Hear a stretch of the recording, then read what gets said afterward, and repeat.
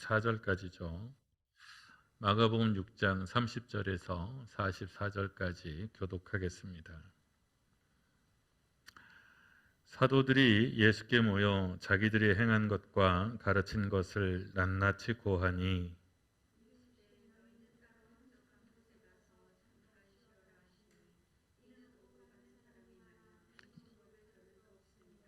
이에 배를 타고 따로 한적한 곳에 갈새 그들이 가는 것을 보고 많은 사람이 그들인 줄 안지라 모든 고을로부터 도보로 그곳에 달려와 그들보다 먼저 갔더라. 예수께서 나오사 큰 무리를 보시고 그 목자 없는 양 같음으로 인하여 불쌍히 여기사 이에 여러 가지로 가르치시더라.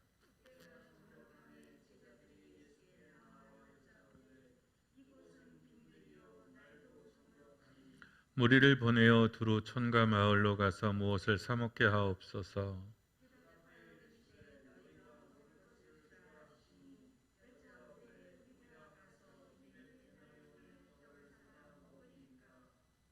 이르시되 너희에게 떡 몇 개나 있는지 가서 보라 하시니 알아보고 이르되 떡 5개와 물고기 2마리가 있더이다 하거늘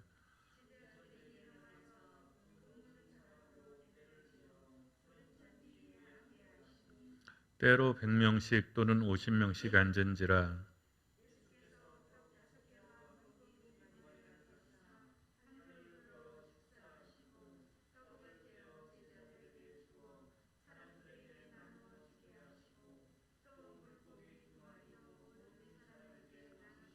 다 배불리 먹고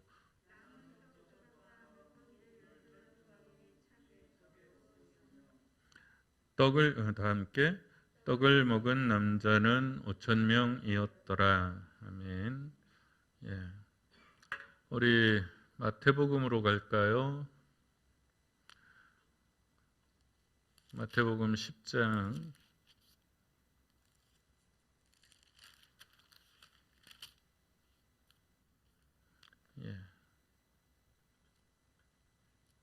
13절 아닌데 14절. 이거 지금 내가 뭔가 잘못 썼어. 14장이에요? 왜 저기다가는 그렇죠. 성경은 14장 찾아놓고는 여기다 10장이라 써놨네. 유인물에다가. 여기 왔다 갔다 하면서 정리하니까 자꾸 미스가 나네요. 마태복음 14장 13절부터 21절까지 교독하겠습니다. 예수께서 들으시고 배를 타고 떠나사 따로 빈들에 가시니 무리가 듣고 여러 고을로부터 걸어서 따라간지라. 예수께서 나오사 큰 무리를 보시고 불쌍히 여기사 그 중에 있는 병자를 고쳐 주시니라. 저녁이 되매 제자들이 나와 이르되 이곳은 빈들이요 때도 이미 저물었으니 무리를 보내어 마을에 들어가 먹을 것을 사 먹게 하소서. 예수께서 이르시되 갈 것 없다. 너희가 먹을 것을 주라. 제자들이 이르되 여기 우리에게 있는 것은 떡 5개와 물고기 2마리뿐이니이다.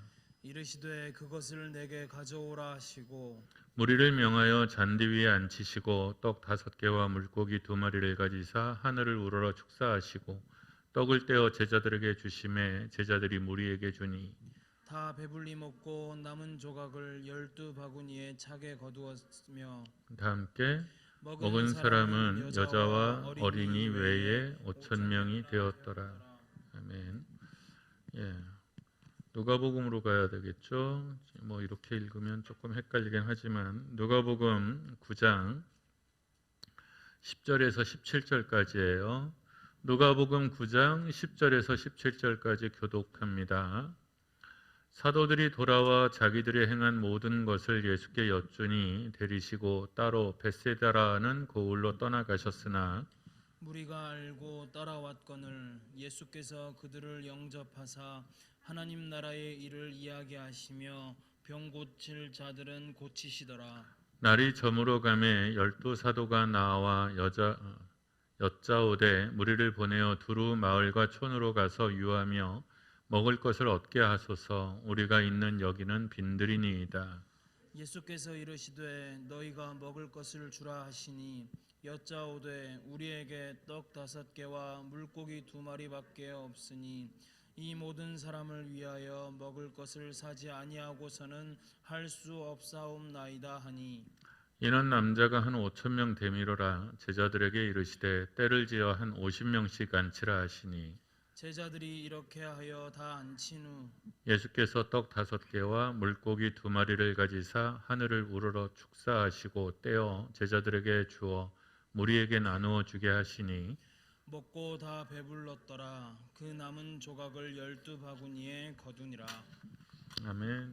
네. 예, 그냥 뭐 오병이어 기적인데 마태, 마가, 누가복음을 왔다 갔다 읽으니까 뭐 그게 그거 같죠? 예, 다 그게 그거 같습니다. 일단 진도를 나가면 어떤 기적에 대해서는 대체로 마가복음의 분량이 깁니다. 그러니까 마가복음은 세 개의 복음서 중에서 예수님의 행위, 예수님의 특히 기적, 마가복음은 예수님의 기적을 굉장히 중요하게 생각해서 기적에 대한 자료를 많이 모았고 기적을 통해서 그 기적에 담겨진 메시지, 기적을 통해서 설교하고 있는 거죠.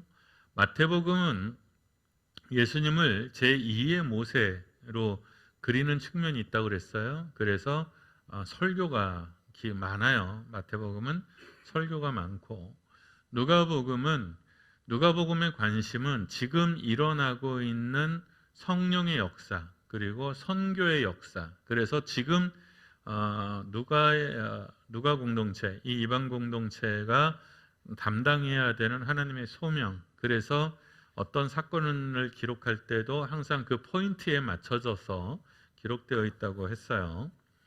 자, 처음을 보시면 마가복음 6장 30절이죠. 마가복음과 누가복음이 같아요. 내용이.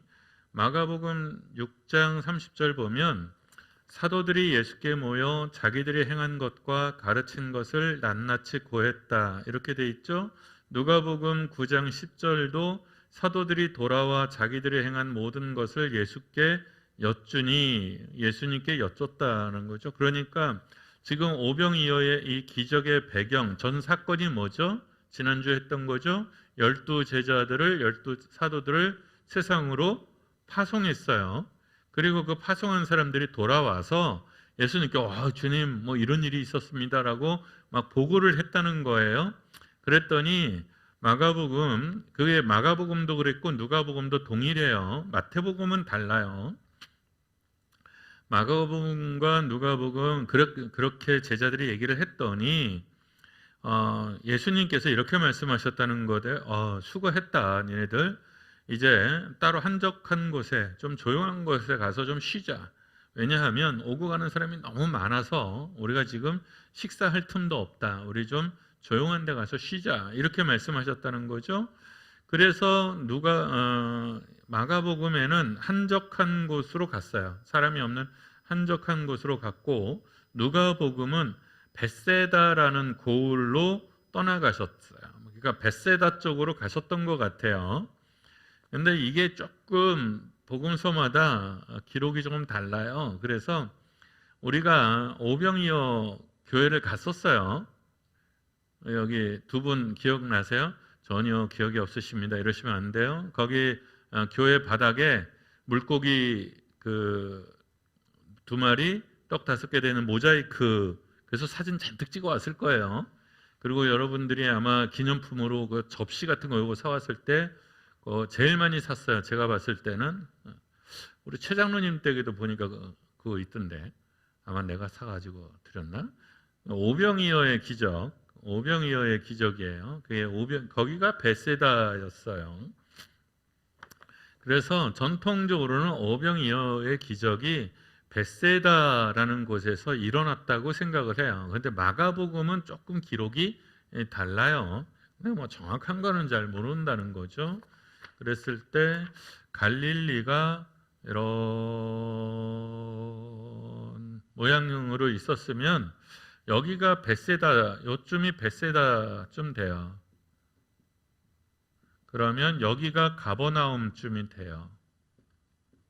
그리고 여기가 티베리우스 또는 그쯤 돼요. 게네사렛 평원. 여기도 우리가 봤죠. 아르벨 골짜기에 올라가서 내려봤던 그 평원이 여기예요. 그리고 요쯤이 막달라. 그쯤 돼요. 이게 정확하게 제가 나도 지도가 머릿속에 딱 들어와 있는 건 아니어서. 그러니까 지금 가버나움은 예수님의 집이 있는 것이고 벳세다는 벳세다 사람들이었다 그렇게 표현하잖아요. 고향, 그러니까 빌립이나 이런 사람들의 고향이 아마 벳세다였을 거예요. 요 근처에 있다가 이렇게 벳세다 쪽으로 이동했던 것 같아요. 그런데 사람들이 알고 도보로 막 쫓아왔다는 거죠. 걸어서 많은 사람들이 예수님을 따라서 이제 한번 상상을 해보시면 쉽겠죠. 예수님께서 12제자를 세상에 파송을 했어요. 그랬더니 막 가가지고 귀신도 쫓아내고 막 그러니까 세상이 어떻게 보면 난리가 났죠. 그렇지만 둘둘씩 갔으니까 12명이 많아 보여도 둘둘씩 갔으니까 6팀밖에 안 되고 갈릴리는 넓단 말이에요. 그리고 어느 마을에 가도 그걸 다 하고 오지는 못했을 거예요. 그러니까 여전히 많은 사람들의 갈증이 있었어요. 그래서 사람들이 예수님 쪽으로 많이 막 몰려들었다는 거죠. 그래서 공통적으로 마가, 마태, 누가가 공통적으로 예수님께서 그 큰 무리를 보시고 불쌍히 여기셨다는 거예요. 그리고 여러 가지로 가르치시기도 하시고 그 중에 병든 사람을 고쳐주시기도 하셨다는 거죠. 이게 대충 내용은 비슷해요. 그런데 누가복음은 조금 달라요. 11절 보세요. 누가복음 9장 11절 보면 무리가 알고 따라왔거늘 예수께서 그들을 어떻게 해요? 영접하사 불쌍히 여기시고 이렇게 표현되어 있지 않아요. 그들을 찾아온 사람들을 예수님께서 영접했어요. 환영했다는 뜻이죠.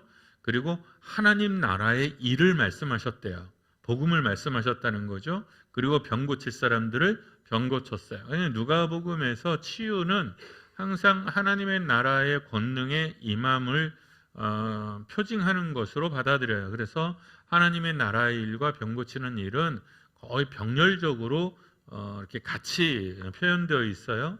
하나님 나라의 일을 말씀하셨어요. 하나님 나라의 일이 뭘까요?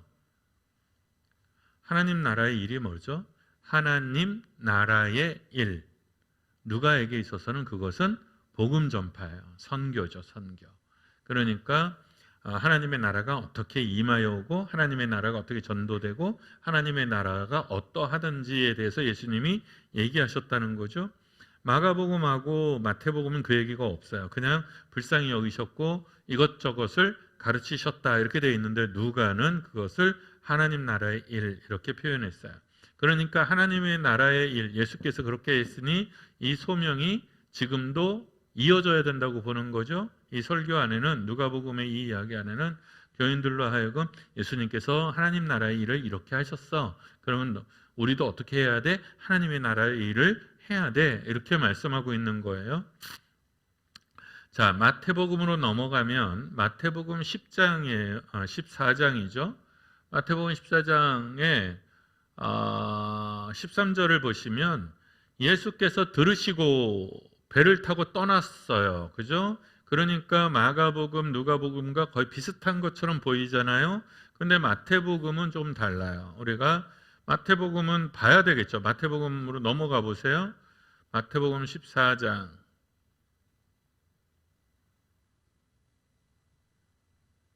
마태복음 14장에 보면 14장 1절부터 12절까지의 얘기가 뭐냐 그러면 세례 요한이 죽었다는 얘기예요. 세례 요한이 죽었어. 세례 요한이 죽어서 제자들이 시체를 가져다가 장사하고 예수께 아랬어요. 그러니까 그리고 나서 13절에 뭐라고 되어 있냐면 예수께서 들으시고 이렇게 되어 있어요. 그러니까 예수님이 뭘 들은 거예요? 마태복음에 의하면 세례 요한이 죽었다라는 소식을 들었다는 거예요. 그러니까 예수님이 세례 요한이 죽었다는 소식을 들으시고 배를 타고 떠나서 빈들로 가셨다는 거예요. 그러니까 예수님께서 뭔가 사역을 하셨는데 뭐 제자들도 그쵸? 제자들 얘기는 마태복음 좀 앞에 있어요. 그런데 예수님께서 세례 요한의 죽음을 들으시고 1차적으로 고향 쪽으로 다시 되돌아가신 거예요. 아, 이건 시국이 안 좋다. 뭐 이렇게 판단을 하셨을 수도 있다는 거죠. 다만 배를 타고 가셨는데 사람들이 걸어서, 예수님은 배를 타고 갔는데 사람들은 걸어서 예수님을 쫓아왔다는 거예요. 그래서 예수님이 그들을 불쌍히 여겼다는 거죠. 예, 그게 조금 달라요. 예. 셋 다 큰 무리가 예수님의 일행을 걸어서 쫓아왔다고 돼 있으니까 아마 예수님이 이동할 때 배를 타고 간 것 같아요. 앞뒤 이렇게 전후 문맥을 보면 마가복음에도 누가복음에도 그게 없는데 약간 그렇게 돼 있습니다. 그리고 나서 어쨌든 그곳이 벳세다 평원이었든 어느 곳이었든 또는 한적한 곳이었든 예수님께서 어딜 갔어요. 이제 제자들을 데리고. 그런데 거기에서 이제 사건이 일어나죠. 마가복음과 누가복음은 저물어 갈 때 저녁 무렵이라는 뜻이죠. 해가 뉘어지니까 제자들이 은근히 걱정이 됐어요. 그래서 예수님께 나와서 이제 건의를 하는 거죠. 마태복음은 그냥 직접적으로 저녁이 되매 이렇게 표현했고요. 어쨌든 걱정이 된 제자들이 예수님을 찾아왔어요. 그리고 주님, 이곳은 빈들이고 날도 저물어 가니까 무리를 흩어보내서 먹을 것을 사 먹게 저녁 끼니를 해결하도록 하시죠 라고 건의를 했다는 거예요. 이미 마태복음은 시간이 약간 더 지난 것으로 표현되어 있죠. 마가와 누가는 해가 뉘엿 저물어 가고 있어요. 근데 마태는 이미 해가 저물었어요. 그러니 이게 좀 어두워졌어요. 주님, 여기서 더 깜깜해지면 어려움을 겪을 거예요. 그러니까 사람들을 흩어서 먹을 것을 사 먹게 하시죠. 그렇게 얘기를 했는데 마가복음, 마태복음, 누가 공통적으로 뭐라고 하셨어요? 예수님이 너희가 먹을 것을 주라. 이게 첫 번째죠. 이게 오병이어 기적의 첫 번째 메시지죠. 갈 것 없다. 너희가 먹을 것을 주라.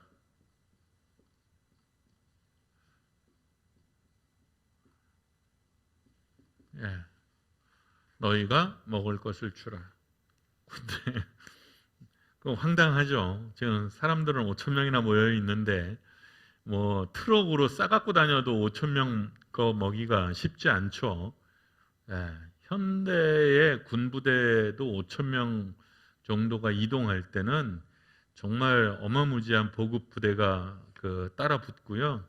그리고 5천 명 정도 되면 전시민 식사가 현대전에서도 식사할 때 바깥에서 할 때는 장난 아닙니다.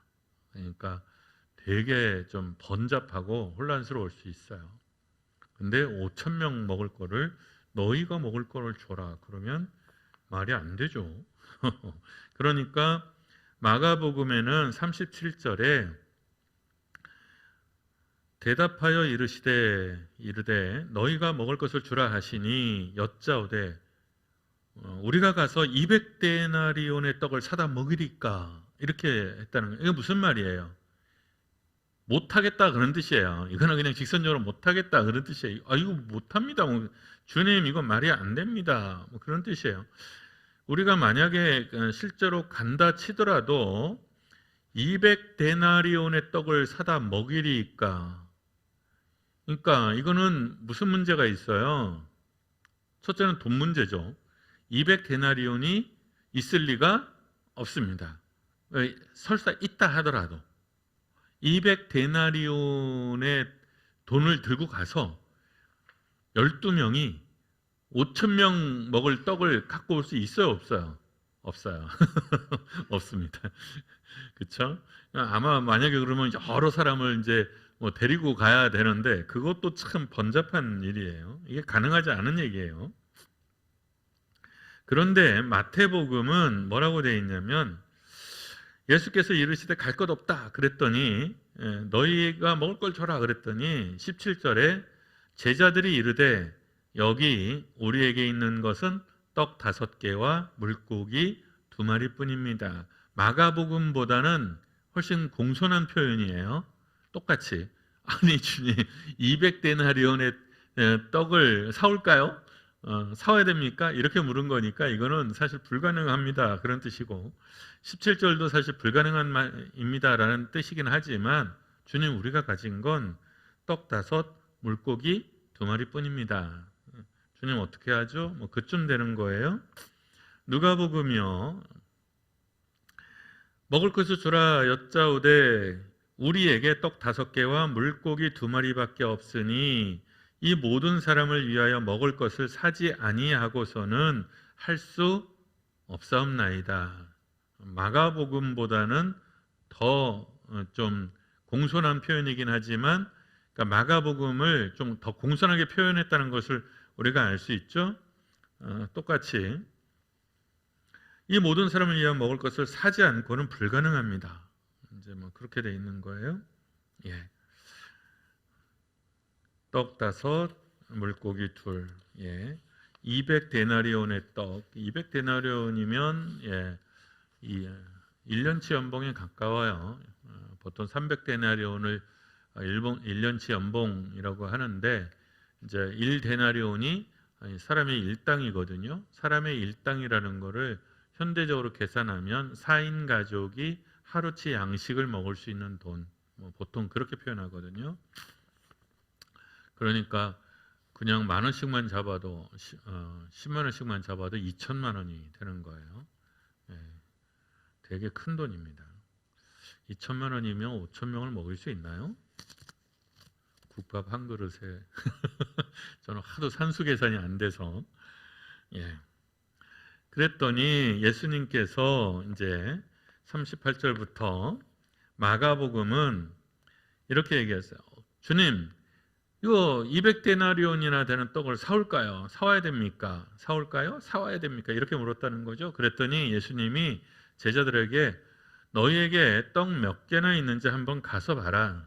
지금 우리가 뭘 얼마나 갖고 있는지 가서 알아봐라. 그랬다는 거죠. 떡 몇 개나 있는지 가서 보라. 그랬다는 거예요. 그랬더니 알아보고 이르되 알아봤어요. 떡 5개와 물고기 2마리가 있더이다 하거늘. 여러분 이게 말이 되나요? 5천 명이나 모였는데 기껏 떡 5, 그것도 꼬마 애 거잖아요. 물고기 2마리밖에 없다. 좀 이상하죠? 좀 이상하긴 합니다.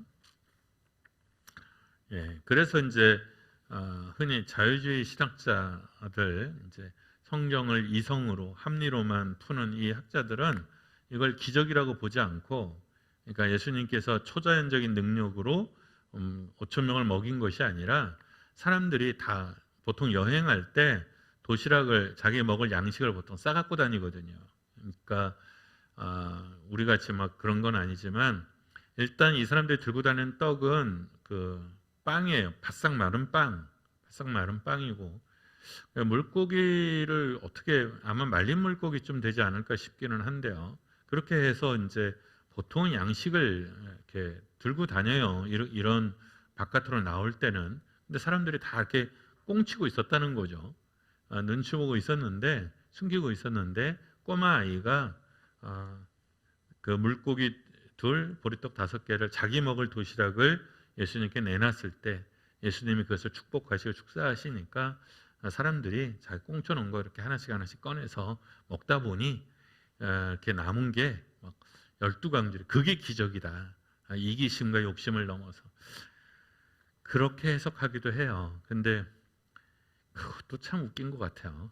그건 기본적으로 기적을 인정하지 않는 이제 독일 쪽 신학이어서 그런 것 같아요. 떡 5개와 물고기 2마리가 있더이다 하거늘 예수님께서 제자들에게 명하셔서 때를 지어 무리를 지어서 잔디 위에 앉게 하셨다. 셋 다 공통적으로 잔디 위에 앉게 하셨어요. 그래서 무리로 50명씩 100명씩 이렇게 앉게 하셨다는 거죠. 한번 상상해 보시죠. 50명씩 이렇게 동그랗게 이렇게 100명씩 그러면 이게 숫자를 한눈으로 세기는 괜찮겠지만 그래도 5,000명이면 어마무지하죠. 예. 그래도 불가능하진 않아요. 왜냐하면 제가 다닌 국민학교가 7,000명이었거든요. 전교생이. 반짝반짝 빛난 별 7,000 형제별이었어요. 그래서 그때 이제 조회를 하게 되면 한꺼번에 조회를 한 적은 그렇게 많지 않아요. 왜냐하면 1학년서부터 4학년까지는 2부반이 이렇게 있으니까. 그런데 전교생 7,000명이 운동장에 모이는 때가 딱 2번 있어요. 그게 뭐냐면 봄 소풍, 가을 소풍.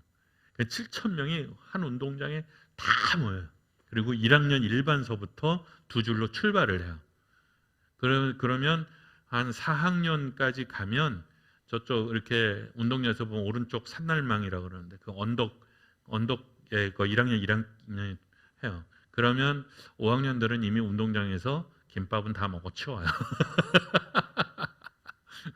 온 동네 사람들이 다 나와서 그거 구경하고 막 그랬는데 생각해 보니까 거기 꽉 찬 사람들이 7,000명이었으니까 불가능하지는 않아요. 그것도 땅바닥에 털퍼덕 앉아가지고 반별로 기다리고 있었으니까요.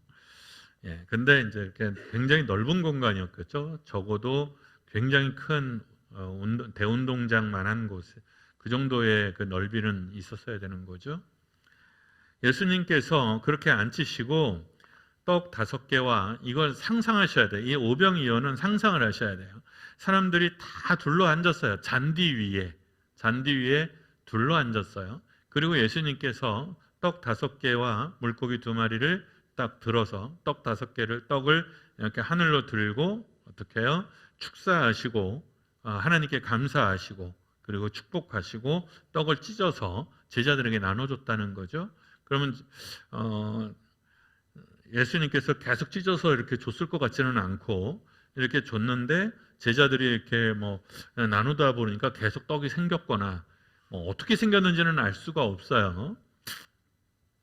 그리고 물고기 2마리도 모든 사람에게 나누시는데 배불리 먹고 자 예수님께서 축사하시고 제자들에게 나누어 주셨어요. 나누어 주셨고 예수님이 어떻게 했어요? 나누어 주셨고 뭐라고 하셨어요? 나누어 주라 하셨어요. 이게 2번째 메시지예요. 나누어 주셨고 나누어 줘라. 자, 너희가 먹을 것을 줘. 없다니까요, 주님. 그런데 주님이 나누어 주셨고 나누어 주셨다는 건 뭐예요? 주님이 우리에게 공급해 주셨다는 거예요. 그리고 공급했으니까 어떻게 해요? 또 나누라는 거죠. 나누라는 거예요. 이게 메시지죠. 그러니까 뭐 찬양들을 좀 하십시오. 뭐 하십시오. 그러면 전 못해요. 그러지 말라는 거예요. 네가 해라. 주님이 네가 해라. 네가 먹을 것을 줘라. 주님 내가 가진 게 한 개도 없습니다. 그랬을 때 주님이 하라 그러셨을 때는 뭘 전제한다? 공급해 주시는 것을 전제하는 거예요. 그리고 공급해 줬으니 어떻게 해라? 나누어 주라는 거죠. 예. 사람들이 먹고 마셨겠죠? 그랬을 때 결과가 어떻게 됐어요? 3번째, 배불리 먹었어요. 이게 중요해요. 배불리 먹었어요. 먹었는데 그냥 먹은 게 아니었어요. 배불리 먹었습니다. 얼만큼 배불리 먹었어요? 배불리 먹었어요. 그 다음에 우리가 다 아는 대로 남았어요. 얼만큼 남았어요? 중요해요. 12광주리. 우리가 금방 알겠죠? 12광주리가 뭘 상징해요? 12 제자를 상징하죠. 12 사도를 상징하고 12 지파를 상징하죠. 그러니까 각 지파마다 각 사람마다 얼만큼 남았다? 적어도 광주리 1개는 남았다는 거예요. 그 조금 먹은 것도 아니야. 배불리 먹었어요. 배불리 먹었다는 건 뭘 의미하죠? 부유하다는 걸 의미해요. 풍성했어요. 주님의 식탁은 풍성했어요.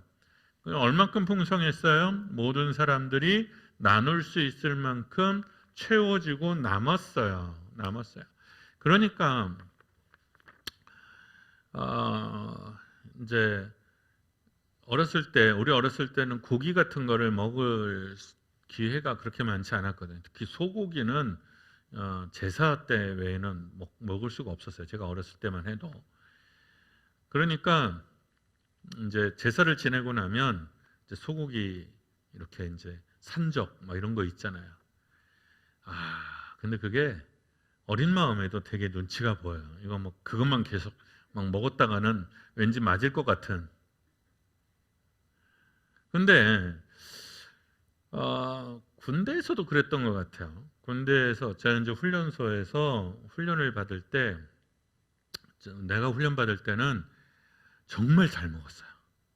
그러니까 얘기를 들어보니까 전무후무해. 우리 같이 잘 먹은 부대도 없고 선임도 없고 후임도 없었어요.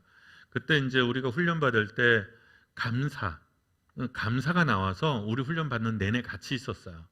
그래서 식사를 감사가 계속 감사를 했어요. 그러니까 얼마나 잘 먹었냐면 처음에는 조금 음식이 안 좋았는데 한 5일 지나고부터 음식이 좋아지기 시작했는데 돼지고기가 한 5일에 한 번씩 나왔던 것 같아요. 생선은 거의 매일 나왔어요. 그리고 튀김 그러니까 처음에 돼지고기를 이렇게 했는데 처음 먹을 때는 감사가 없었을 때 진짜 국물만 있어. 고기는 없어. 그리고 막 비계 이것만 있는데 두 번째는 막 돼지고기를 이만큼씩 부어주는 거예요. 근데 그걸 계속 주니까 처음에는 환장하고 먹던 애들이 안 먹어. 막 남겨. 그럼 막 정신없이 먹잖아요. 그런데 이러는 거예요. 많다. 어떻게 해요? 많이 있으니까 천천히 먹어라. 많이 있다. 그러니 천천히 먹어라. 먹고도 어떻게 한다? 남는다. 먹고도 남는다라는 여유가 있게 되면 어떻게 돼요? 적게 먹어요, 오히려. 그리고 여유가 생겨서 나누어 주게 돼요. 그러니까 우리가 이제 윤리적으로 제가 설교자로서 사랑하십시오, 용서하십시오, 이렇게 계속 설교는 할 수 있어요. 그런데 그게 일종의 폭력일 수 있어요. 왜냐하면 사랑할 능력이 안 돼. 사랑받은 적이 없어. 존중하세요, 칭찬하세요, 이렇게 하는데 우리는 내가 칭찬받아 본 적이 없어. 내가 존경받아 본 적이 없어. 그래서 어때요? 우리는 가난해요.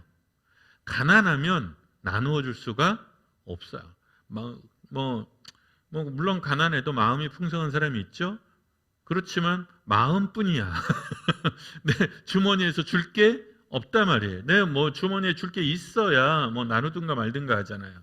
그랬을 때 저는 그렇게 생각했어요. 처음에 우리 교회 왔을 때 나는 우리 교회가 막 300명, 500명 되는 거 그걸 목표로 삼지 않겠다. 우리는 우리끼리 잘 놀자. 기억하시는지는 잘 모르겠지만 왜 그랬느냐 그러면 저는 가난하다고 봤어요. 우리가. 그러니까 사랑을 받아야지. 사랑을 받아야 사랑을 하든가 말든가 할 거 아니에요. 내가 재밌어야 여기 재밌으니까 와라 할 수 있을 거 아니에요. 그런데 대체로 보면 어느 레벨 이하 이렇게 되면 사람들이 되게 지치게 돼 있어요. 지쳐 있어요. 그러니까 우리 그러지 말고 먼저 풍성히 채우자. 은혜로 채우고 사랑으로 채우자. 그래서 일을 하다 보면 잘할 수도 있고 잘못할 수도 있겠죠. 그러니까 잘못한 것에 대해서는 우리 신경 쓰지 말자. 우리가 잘못한 거 내가 말하지 않아도 말할 사람들 많아. 그러니까 우리는 어떻게 하자? 계속 나누어서 어떻게 하자? 서로를 채워주자. 내가 충만해지자는 거죠. 서로가 서로를 충만해지자는 거예요. 천국의 원리는 우리가 그런 예화는 많이 들었죠. 진수성찬이 천국에도 차려져 있고 지옥에도 진수성찬이 차려져 있다는 거죠. 그런데 뭐가 있어요? 젓가락이 이렇게 길다는 거죠. 숟가락이 이렇게 길어요. 그래서 천국의 사람들은 왜 천국이죠? 그 젓가락으로는 내가 나를 먹을 수 없어. 그런데 천국의 사람들은 마음이 풍요하니 남아. 그러니까 어떻게 해요? 그 음식을 다른 사람한테 이렇게 먹여준다는 거죠. 근데 지옥의 사람들은 가난하기 때문에 절대로 줄 수가 없는 거야. 그러니까 어떻게든 안 되는 걸 가지고 자기가 먹으려 하다 보니까 나도 못 먹고 너도 못 먹게 된다는 거잖아요. 그러니까 천국의 원리라는 게, 하나님 나라의 원리라는 게 그런 거거든요. 서로 공급해서 나누어져서 어떻게 부욕해 되는 거, 부욕해 되는 거. 그런데 이 공급은 어디서 오느냐? 여러분, 주님으로부터 와야 돼요. 주님으로부터 와야 돼요. 그러니까 담임 목사 얼굴을 보면 안 돼요. 장로님 얼굴을 보면 안 돼요. 교인들의 얼굴을 보면 안 돼요. 사람으로부터 오는 것도 물론 우리를 행복하긴 하게 하지만 사람이라는 것은 기본적으로 어떻게 불완전해요. 사람의 것은 기본적으로 불완전해요. 불완전하다라는 것은 받으면 좋아. 그렇죠? 목사님께 칭찬받으면 좋고 장로님께 칭찬받으면 좋고 사람들한테 박수 받으면 좋아요. 좋죠. 그런데 문제는 세상의 것은 영원하지 않다는 게 문제야. 그때뿐이라는 거죠. 사람이 행복해지는 유효기간이라는 게 있다고 그러잖아요. 자동차를 사면 기쁨이 한 달 정도 간다고 그래요. 집을 사면 그 기쁨이 한 3달 간다고 그래요. 결혼을 하면 그 기쁨이 1년 정도 간다고 그래요. 그런데 그거 지나고 나면 안 기뻐. 내가 막 처음에 집에 올 때 집에 새 집 사서 딱 들어오면 석 달 동안 너무 막 행복하지만 한 넉 달째 되면 그 집이 그 집이야. 청소해야 되고 관리해야 되고 옛집이나 집이나 뭐 별반 다를 바 없어. 그냥 그렇다는 거예요. 그게 사람이거든. 그러니까 사람의 기쁨은, 사람으로부터 오는 기쁨은 영원하지 않아. 그게 첫 번째. 두 번째는 불완전해요. 불완전하다는 것은 박순옥 권사님이 이만큼 일을 했는데 내가 이만큼 칭찬을 해주느냐? 그렇지는 않잖아요. 내가 좀 표현이 인색하니까 수고하셨어요. 고마워요. 그러면 끝이야. 어떨 땐 고개 한번 끄덕이면 수고하셨어요. 그러면 끝이야. 나는 일을 막 죽어라 했는데 등가가 잘 안 맞아. 또 그나마 받기라도 했으면 다행이야. 못 본 사람도 있어. 그러니까 영원하지도 않아. 영원하지 않으면 어떻게 돼요? 사이다를 먹고 조금 지나면 목이 말라. 또 마셔야 돼. 자꾸 그걸 뭐라 그래? 갈급하다 그러잖아요. 그래서 세상에서 채우려고 하면 우리는 항상 나도 알 수 없는 갈증, 나도 알 수 없는 허기짐을 가지고 있게 돼요. 그래서 자꾸 어떻게 오바해. 자꾸 오바하게 돼 있어요. 그리고 오바해서 칭찬받으려고 하고 오바해서 우울해지기도 하고 그래요. 그래서 예수님만을 바라보고 하나님으로부터 공급받는 사람들은 그런 갈증과 허기짐에서 어떻게 돼요? 자유로워져요. 그래서 각자의 재단을 쌓는 거, 각자의 기도를 쌓고 말씀을 쌓고 하나님의 관계, 하나님과의 사귐을 이어가는 것은 그래서 신앙생활에 있어서 중요한 핵심이라는 거예요. 나누어 주셨고 나누어 주라는 거죠. 주님으로부터. 그리고 이게 명령이에요. 여러분 오늘 이 성경 공부를 할 때 나를 향한 주님의 명령이 뭐냐면 너희가 먹을 것을 주라 하는 거예요. 너희가 먹을 것을 주라. 그러면 200데나리온이나 필요한데요. 근데 정작 필요한 건 뭐였어요? 물고기 2, 떡 5이면 좋겠어요. 그것만이라도 주님 손에 있으면 우리는 먹을 것을 줄 수 있는 존재가 돼요. 그러니까 내 주머니에 최소한 뭐는 있어요? 물고기 2, 떡 5개는 있는 거예요. 그러니까 주님이 먹을 것을 주라 그러면 뭘 주면 돼요? 내 주머니에 있는 물고기 2, 떡 5개를 주면 돼요. 그런데 줄 수 있어요, 없어요? 줄 수 있어요, 없어요? 그게 이제 어렵거든. 그게 어렵거든요. 그러니까 청계천에 가면 그 전태일이라는 노동자의 동상이 있다고 그랬잖아요. 거기 그 친구 일대기를 보면 23살인가 24살 때쯤 아마 죽었을 거예요. 근데 이제 청계천에서 그 미싱 이제 이걸 하는 노동자인데, 그래도 이 친구는 일찍 기술을 배워서 이제 기술자가 되고 시다라고 그러죠. 앞에서 도와주는. 근데 걔네들 나이가 12살에서 17, 18살 아이들, 여공 여자아이들이었어요. 그러니까 시골에서 너무 가난하니까 무작정 상경해서 온 아이들이 그 청계천 거기서 피복하면서 12시간에서 16시간, 17시간씩 일을 했다고 그래요. 그러면 이제 이 오빠가 마음이 너무 아픈 거예요. 교회 다니는 이 교회 오빠거든요. 교회 오빠가 너무 마음이 아픈 거야. 그러면 풀빵을 사갖고 가요. 풀빵을 사서 이렇게 이제 주죠. 그러면 주머니에 돈이 있어요, 없어요? 없거든. 그 돈은 뭐냐면 자기 저녁값이거나 자기 집으로 돌아가는 버스비였어요. 그런데 물고기 2, 보리떡 5개를 턴 거죠. 털어서 그 여공들한테 주는 거예요. 너희가 먹을 것을 줘라. 근데 늘 그럴 수는 없잖아요. 먹고 살아야 되니. 그러니까 우리가 줄 수가 없어. 내 주머니에 보리떡 떡 5, 그 물고기 2마리만 달랑이 있으면 주기가 너무 어려워져요.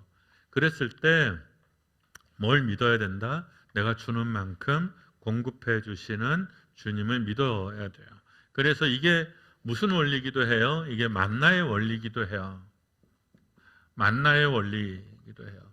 만나가 어쨌어요? 많이 거둔 자도 남음이 없었고 적게 거둔 자도 모자람이 없었어요. 항상 적당하게 이른 비와 늦은 비조차도 적당하게 주시는 그런 뜻이에요. 이 하나님을 믿어야 우리가 풍성해질 수 있어요. 내가 비록 여기서 좀 손해를 보더라도 하나님이 채워주실 거다라고 믿어야 이게 가능해져요. 예.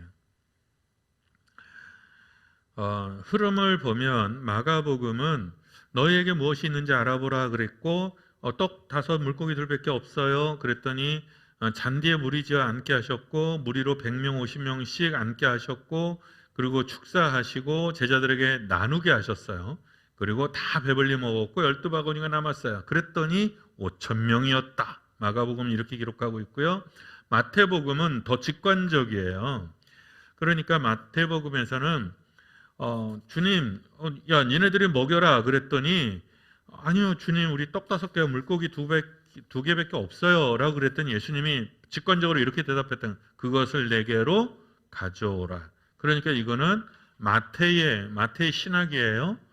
그러니까 마태복음은 유대인이잖아요. 그러니까 유대 공동체잖아요. 그랬더니 유대인들한테 이렇게 말하는, 먼저 주님께 내라, 주님께 가져와라, 주님께 가져와라. 그러면 주님이 알아서 하는 거예요. 주님께 가져오라 하시고 무리를 명하여 잔디에 앉게 하시고 축사하시고, 그리고 다 배불리 먹고 12바구니가 차고 거두었고, 여자 외 어린이 외 5,000명. 그냥 마가복음은 떡을 먹은 남자 5,000명 이렇게 돼 있는데, 여자 외 어린이 외 5,000명. 그러니까 숫자가 훨씬 더 많았다는 뜻이죠. 누가복음은 남자가 한 5,000명쯤 됐다. 제자들이 그렇게 말한 데는 남자들이 한 5,000명쯤 됐기 때문이다. 무리지어 앉게 하셨고 축사하셨고 제자들에게 나누어 주셨고 나누게 하셨고, 그리고 다 배불렀어요. 그리고 남은 조각이 12바구니다. 이렇게 돼 있었죠. 이게 공감모음서에 기록되어 있는 마태, 마가, 누가에 기록되어 있는 오병이어의 기적이에요. 근데 이게 요한복음에도 있어요. 근데 요한복음을 다 읽지는 않겠지만 요한복음은 훨씬 더 길게 기록되어 있고 여파가 되게 커요. 그러니까 지금 우리가 읽고 있는, 보세요, 마가복음 6장이잖아. 마가복음 6장이라는 건 예수님의 사역이 중기로 이제 막 넘어가고 있는 그쯤 되거나 중간쯤 되는 거예요. 그런데 요한복음은 이 이야기가 사실은 예수님께서 유월절과 예루살렘을 갔다 온 후에 일어난 일로 기록되어 있거든요. 그러니까 상당히 지난 후에 기록되어 있어요. 요한복음에는 빌립이 등장하죠. 예수님께서 어디서 떡을 사서 먹이지? 그랬더니 빌립이 대답했다는 거죠. 각 사람에게 조금씩 받는다 하더라도 200데나리온이 모자랍니다. 이렇게 얘기했다는 거예요. 그러니까 이 필립이라는 이 사람은 계산이 굉장히 빨랐던 사람이라는 것을 우리가 짐작할 수 있죠. 그랬더니 안드레가 아이를 데리고 왔어요. 그 아이 손에 보리떡 5개와 물고기 2마리가 있었다는 거예요. 그런데 요한복음에는 마가와 마태, 누가가 없는 다른 얘기를 해요. 요한복음 6장 13절 14절에 보면 사람들이 기적을 통해서 이 오병이어의 기적을 통해서 예수님을 인정하게 됐다는 거예요. 그리고 나서 왕으로 삼고자 했다는 거죠. 억지로 왕으로 삼고자 했다는 거죠. 그래서 예수님이 이 사람들을 피해서 한적한 곳으로 물론 산으로 피해 가셨다는 거죠. 억지로 왕이 되게 한다는 말이 뭐예요? 그러니까 이거는 왕으로 세우는 것은 이제부터 당신이 우리를 책임지라는 뜻이잖아요. 이제부터 우리를 책임져라. 그러니까 되게 못돼 먹은 거예요. 하나님께서 그 왕정을 되게 싫어하셨다고 그랬잖아요. 처음에. 그러니까 우리를 책임지는 건 누구예요? 하나님이거든. 근데 사람들이 왕을 세워서 왕에게 책임을 지우려고 했던 거죠. 그리고 이 사건을 계기로 요한복음은 6장, 7장, 8장에 굉장히 긴 설교와 논쟁이 나타나죠. 그러니까 예수님께서 너희는 썩는 양식을 위하여 일하지 말고 영생하도록 하는 양식을 위해서 일을 해라. 그랬더니 사람들이 주여 우리는 우리 조상은 만다를 먹었나이다. 저쩌고 막 그러면서 얘기가 진행이 되죠. 결국 내가 영생하는 떡이다. 이러면서 이제 제자들이 맛이 훅 가면서 많은 사람들이 떠났다. 이렇게 돼 있어요. 그러니까 여기에서 마태, 마가, 누가복음은 오병이어의 기적을 굉장히 독특한 기적이잖아요. 독특한 기적이니까 동등하게 쓰기는 했지만 요한복음처럼 신학적 의미를 크게 부여하지는 않았어요. 그러나 요한복음은 이 사건을 굉장히 큰 사건으로 부각시켰고요. 많은 기적 중에 하나, 그리고 우리 삶의 어떤 현상 중에 하나로 해석을 했어요. 오늘은 여기까지고요. 지난주에 헤롯 대왕 헤롯의 일가를 잠깐 설명하다가 이제 말았는데 유인물을 이렇게 보시면 이거 지금 줌으로 보신 분들 이거 볼 수 있나? 보죠? 자, 헤롯 대왕하고 밑에 이제 하나, 둘, 셋, 넷, 5명 있죠. 도리스, 마리안느, 사마리안, 말다케, 클레오파트라, 시몬의 마리안느 이렇게 돼 있어요. 그게 헤롯 왕의 부인이 5명이라고 그랬죠. 그 부인 5명의 이름이에요. 여기서는 좋겠다 이런 말은 없겠죠. 그런데 마리안느 두 번째 부인 마리안느에 가로치고 미리암 이렇게 돼 있잖아요. 그러니까 무슨 뜻이냐면 우리가 흔히 마리아라고 알고 있잖아요. 마리아의 어원이 어디서 왔다? 미리암에서 왔다는 거예요. 그러니까 메리 영어로 메리 메리 쫑쫑 그러죠. 주로 우리는 왜 개 이름을 메리라 했는지는 몰라요. 영국 여왕 이름도 메리가 있었죠. 근데 그 메리의 어원이 마리아고요. 마리아의 어원이 미리암이었어요. 그런데 이 도리스가 아마 첫 번째 부인일 텐데 마리안느 두 번째 마리안느는 중요한 사람이었어요. 이 사람이 공주예요. 하스몬 왕가의 패망한 공주였어요. 그러니까 헤롯이 어디 출신이라고요? 이둠의 에돔 출신이었어요. 그런데 유대를 다스리려고 하니까 유대인들이 혈족이 아니라고 해서 되게 배관시했어요. 그랬더니 그 문제를 해결하기 위해서 헤롯이 선택한 것이 하스몬 왕가의 공주와 결혼하는 거, 그 다음에 성전을 짓는 거라고 그랬어요. 그런데 이 아들, 여기에 보면 이 공주가 낳은 아들이 둘이 있었는데 하나는 아리스토블루스, 두 번째는 알렉산더예요. 그런데 이 두 아들이 아버지한테 죽었는지, 적어도 아리스토블루스는 아버지한테 죽어요. 이빠른 소리를 하다가 죽어요. 그러니까 아리스토블루스가 계속 자기 아버지한테 정치 그따위로 하시면 안 된다, 그렇게 잔인하게 그렇게 하시면 안 된다고 계속 간언하다가 헤롯에게 처형돼요. 아마 형제니까 같이 죽은 것 같아요. BC 7년, 그러니까 처형됐다고 나오죠. 그 다음에 이게 얼마나 헷갈리냐면 지난주에 내가 얘기한 것 중에서도 틀린 게 있었던 거죠. 잘 보세요. 사마리아인 말다케가 낳은, 이렇게 쭉 보면 아들이 있어요. 헤롯 안디바, 헤롯 아켈라오, 그렇죠? 그러니까 안디바와 아켈라오, 이거는 우리가 지난주에 설명을 들었죠. 안디바는 갈릴리의 베라 분봉왕이고 아켈라오 이두메의 왕이고 이놈이 사고친 놈이죠. 그러니까 헤로디아. 예. 그런데 보시면 클레오파트라의 아들 이름이 헤롯 필립이에요. 그런데 맨 끝에 시몬의 마리안느, 그러니까 마리안느가 벌써 2명이야. 부인 5명 중에서 마리안느가 2명이야. 그래서 구분하기 위해서 그냥 마리안느가 있고 또 하나는 시몬의 마리안느가 있는 거예요. 그런데 클레오파트라의 아들 이름도 헤롯 필립이고 시몬의 마리안느의 아들 이름도 헤롯 필립이에요. 근데 내가 이걸 헷갈렸잖아요. 그러니까 헤롯 필립이 좀 좋은 왕이었다, 이렇게 했는데, 예, 좋은 왕이기는 했어요. 클레오파트라의 아들 헤롯 필립이 좋은 왕이었어요. 그런데 그 살로메, 헤로디아의 남편이었던 헤롯 필립은 왕이 아니었어요. 그러니까 별 볼 일 없는 사람이었어요. 그러니까 이름이 2개가 똑같아서 자료가 2개니까 저도 헷갈린 거죠. 그래서 헤로디아가 이렇게 보니까 다른 아들들은 다 왕이야. 적어도 분봉왕인데 이 헤롯 필립은 너무 무능해. 그러니까 이혼하고 아켈라오한테 간 거예요. 아켈라오한테 간 거예요.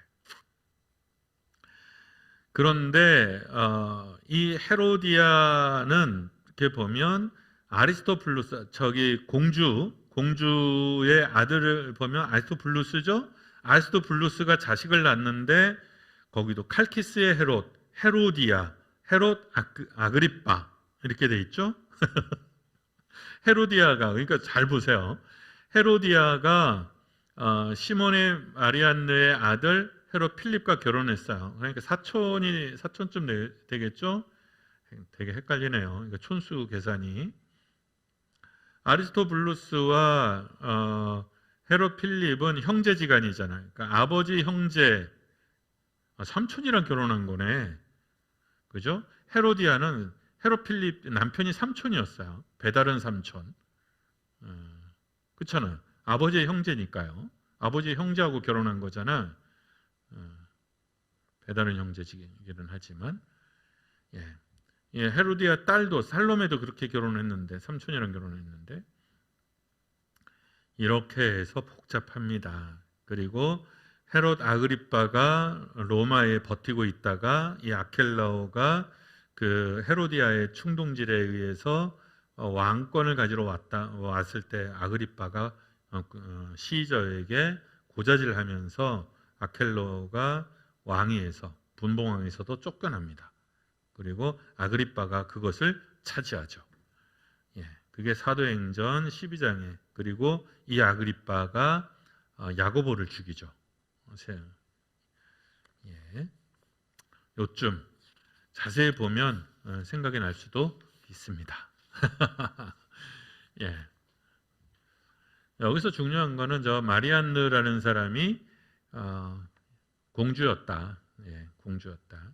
그리고 공주의 아들 둘이 아버지에게 살해당했다. 그런데 그 아들의 아들과 딸들이 남아서 결국 복수한다. 헤로디아는 또 되게 탐욕적이었다가 비참한 삶을 살게 된다. 그쯤. 예, 줌으로 오신 분들 다시 한번 얼굴 봅니다.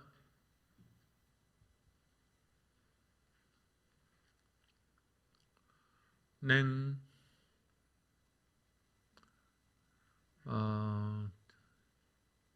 이미옥 권사님네가 조금 늦게 들어온 것 같고 김은주 집사님 조금 늦게 들어왔나? 아까도 있었나? 예, 오늘 최성철우님 가정이 안 들어오셨네. 몸이 좀 안 좋으신가? 예, 재밌으셨습니까? 예, 여러분 우리는 부자예요. 우리는 부자예요. 우리는 부유한 사람들이에요. 그러니 어떻게 해요? 주님께서 너희들이 먹을 것을 주라 하셨으니 먹을 것을 주는 사람들이 나눌 수 있는 사람들이 되시기를, 그리고 공급해 주시는 주님을 붙들어서 늘 부요하고 풍성한 그리스도인들 우리가 되기를 축원합니다. 기도하겠습니다. 사랑이신 하나님, 우리를 부요케 하시고 풍성하게 하시는 하나님을 찬양합니다. 우리 주머니에 비록 떡 5, 보리떡 5, 물고기 2마리라 할지라도 우리가 꺼내서 그것을 나누면 더욱 부요해지고 풍성해져서 사람들 모두가 다 배불리 먹고도 많이 남을 수 있는 그런 삶을 살 수 있게 되는 줄로 믿습니다. 주님, 우리로 부요케 하시고 우리로 넉넉해 하시고 우리로 담대하게 하여 주시옵소서. 그래서 서로가 서로를 채우는, 서로가 서로를 행복하게 하는, 서로가 서로를 높이는 우리가 되도록, 그래서 하나님의 나라가 여기에서 이루어질 수 있도록 축복하여 주시옵소서. 예수님 이름으로 기도드립니다. 아멘. 수고하셨습니다.